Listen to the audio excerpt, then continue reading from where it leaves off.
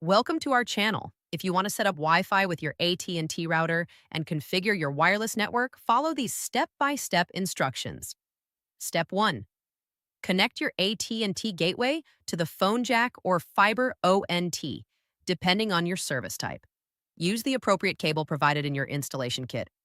Step 2. Plug the power adapter into the AT&T gateway and an electrical outlet. Press the power button if required to turn on the device. Step 3. Wait approximately 10 minutes for the gateway to complete initialization and establish internet connection.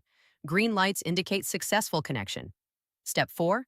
Locate the default Wi-Fi network name and password on the side label of your AT&T gateway.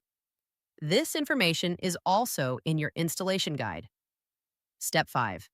Connect your device to the AT&T Wi-Fi network using the default credentials. You can also connect via Ethernet cable for more stable initial setup. Step 6. Open a web browser and navigate to 192.168.1.254 or at.com/myat to access the gateway configuration page. Step 7. Log in using the device access code found on the gateway label. Navigate to Wi-Fi settings where you can customize your network. Step 8. Change your Wi-Fi network name and create a strong password for security.